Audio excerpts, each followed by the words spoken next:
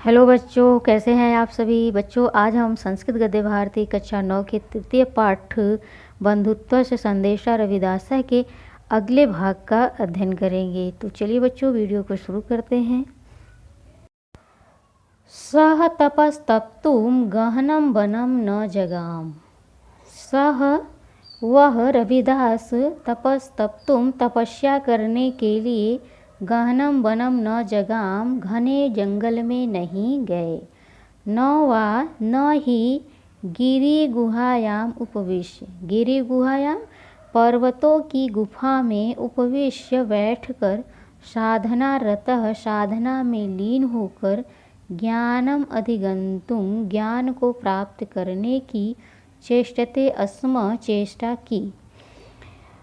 वित्त राग भय क्रोधो असौ। असौ वह राग भय क्रोध, राग भय और क्रोध से वित्त रहित जगति निवसन्नपि संसार में रहते हुए भी जगतः बंधनात् संसार के बंधनों से पद्मपत्रम इव कमल के पत्ते के समान मुक्त व्यवहरति अस्म मुक्त व्यवहार करते थे। अर्थात जिस प्रकार से कमल का पत्ता जल में रहते हुए भी गीला नहीं होता है, उसी प्रकार से रविदास सांसारिक बंधनों से मुक्त रहते हुए संसार में व्यवहार करते थे। स्वकर्मणि अपने कर्म में निरतः लगे हुए फलम प्रति फल के प्रति निराकांक्षः इच्छा रहित होकर स्वगृहे अपि अपने घर में भी परमात्मा साक्षात्कर्तुं शक्यते। परमात्मा का साक्षात्कार कर्तुं शक्यते किया जा सकता है। इति रविदासः ऐसा रविदास प्रत्येति विश्वास करते थे। रविदास जी का कहना था कि अपने कर्म में लगा हुआ व्यक्ति फल की प्राप्ति इच्छा रहित होकर के अपने घर में भी परमात्मा का साक्षात्कार कर सकता है। अब चलिए आगे बढ़ते हैं।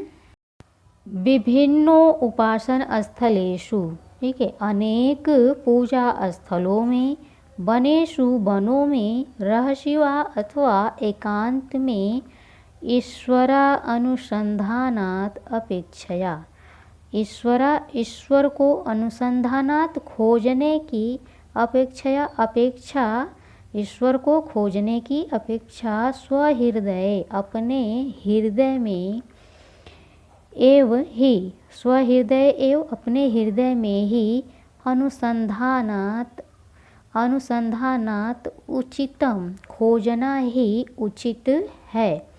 ईश्वर को विभिन्न पूजा स्थलों में, वनों में और एकांत में खोजने की अपेक्षा ईश्वर को अपने हृदय में खोजना उचित है, ऐसा रविदास जी मानते थे। ईश्वर प्राप्तो अहंकार एव। ईश्वर की प्राप्ति में अहंकार एव अहंकार ही बाधको अस्ति बाधक है। ईश्वर की प्राप्ति में अहंकार ही बाधक है, इसलिए मनुष्य के अंदर अहंकार नहीं होना चाहिए। आगे देखिए, अहम इदम करोमि, मैं यह करता हूँ। मम इदम इति, मम इदम यह मेरा है, इति बोधः यह ज्ञान भ्रमात्मकः भ्रमपूर्ण है।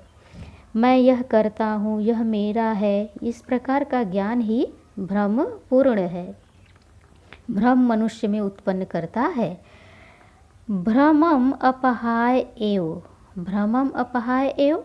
भ्रम को छोड़कर ही ईश्वर की प्राप्ति संभव है। जो व्यक्ति भ्रम को छोड़ देगा वही ईश्वर की प्राप्ति कर सकता है। रविदास स्वरचिते अपने द्वारा रचित, स्वरचिते अपने द्वारा रचित पद्य गायते, पद्य में गाते हैं। यदा अहम अस्मि, जब मैं था। तदा त्वम नासी, तब तुम नहीं थे। तदा तब, तुम नासी नहीं थे। कह रहे हैं कि जब मेरे अंदर अहंकार था, मैं का अर्थ होता है अहंकार, तो जब मेरे अंदर अहंकार था तो तुम नहीं थे, अर्थात ईश्वर मेरे अंदर नहीं था। यदा त्वमसि, अब यदा जब त्वमसि तुम हो, तदा अहम नासी, तब मैं नहीं हूँ।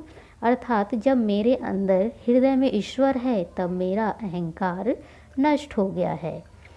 अब आगे देखते हैं।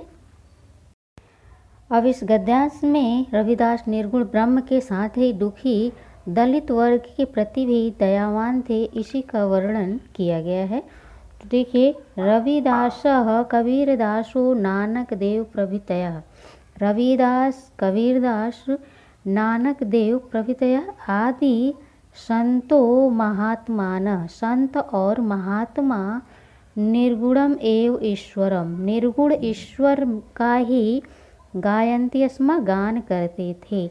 रविदास कबीरदास नानक देव आदि जो संत महात्मा निर्गुण ईश्वर का ही गान करते थे। परंतु वे सगुण संप्रदाय अवलंबिनः प्रति, परंतु वे सगुण संप्रदाय के संप्रदाय अवलंबिनः प्रति, सगुण संप्रदाय को मानने वालों के प्रति विद्वेषिणो न आसन, द्वेष नहीं रखते थे। तय उनके रचितेषु पदेषु, उनके द्वारा रचे गए पदों में, पदेषु पदों में, यत्र तत्र स्थान स्थान पर भक्ति भावस्य, भक्ति भावना का तत्वम अवलोक्यते, तत्व देखा जाता है। निराकार ब्रह्मणः, निराकार ब्रह्म के गहन भूते घने सुविस्तृते अत्यधिक विस्तृत साक्षात्कार विचार नभसी, साक्षात्कार के विचार रूपी नभसी आकाश में विचरण करते हुए भी रविदास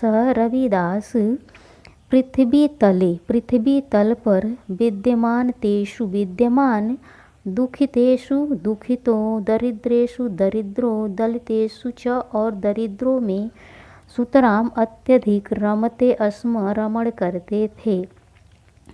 अर्थात निराकार ब्रह्म के घने अत्यंत विस्तृत साक्षात्कार के विचार रूपी आकाश में विचरण करते हुए भी रविदास पृथ्वी तल पर रहने वाले दुखितों, दरिद्रों और दलितों में अत्यधिक रमण करते थे। अर्थात कहने का मतलब है कि वह उनसे अत्यधिक प्रेम करते थे। तो बच्चों, अब इसके आगे के पार्ट को हम अगले वीडियो में पढ़ेंगे। तो मिलते हैं नेक्स्ट वीडियो में, तब तक के लिए नमस्कार।